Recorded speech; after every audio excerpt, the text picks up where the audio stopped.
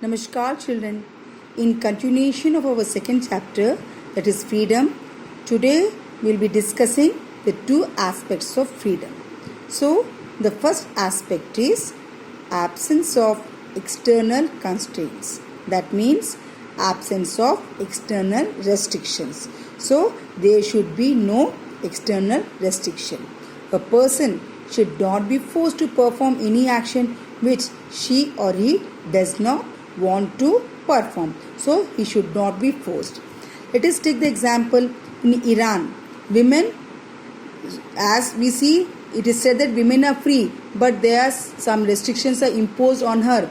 She is not allowed to drive. So she can't drive a car. That means there is an external constraint, external restriction imposed on her. So we can say that there is no freedom to her. Now coming to the second aspect, which is existence of conditions in which expand freedom.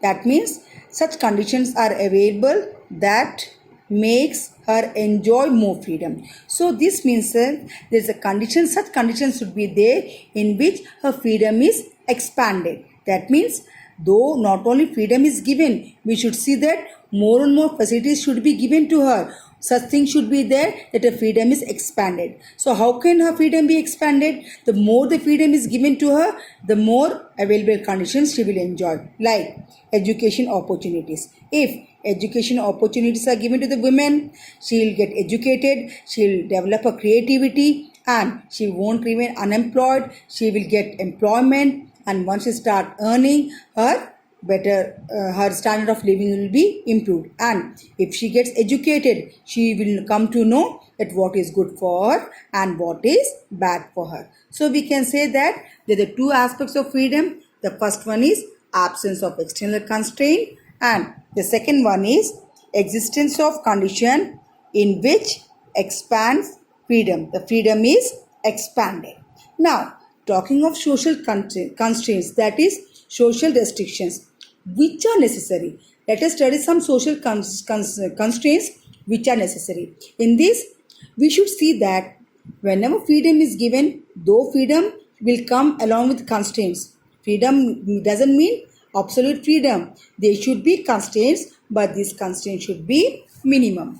Here we see no absolute freedom. So what does no absolute freedom means? No complete freedom. Children, let us take one example. Supposing there is a boy and his parents let him free. Full freedom is given to him. So what will happen? He will move wherever he want to. He'll spend the money however he want to, and sometimes he can fall in bad company.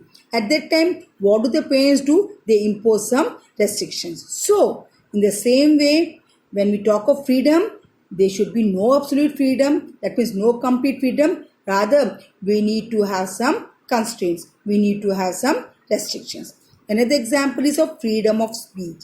You know very well, children, what does freedom of speech say? It says that people are free to express their views. They can say whatever comes in their mind. What are their feelings about that? They can express their view. But it doesn't mean that we can use vulgar language, we can use abusing language, or we can hurt the sentiment of any other people by using any foul words or talking anything about them. So freedom of speech is coming, but it is coming with some restriction. It is coming with some constraints. So we can say no absolute freedom should be there, but there should be some constraints or restrictions in the freedom. Yes. Talking about freedom fighter Gandhiji, he believed in the concept of Swaraj. Swaraj means Swa, it means self, and Raj means rule. So what did Gandhiji say? Gandhiji said that he was in favor of Swaraj. As you all know, that is self-rule. We were under the Britishers. So Gandhiji said that Britishers should leave our country and we want Swaraj. That is self-rule. Self-rule means, it means that people, they should be free. And in a freedom struggle, what we want that Swaraj, which is our birthright. We should enjoy this thing, and we should also see that we, the people, should rule our country. That is self-rule means who are going to rule our country? The people. Who are self? the Indians, and Raj means rules. That means Indians are going to rule their country. And how are we are going to live? We are going to live a dignified life and a respectful life. So we are free to live a dignified and respectful life if there is Swaraj. So Gandhiji, he believed in Swaraj.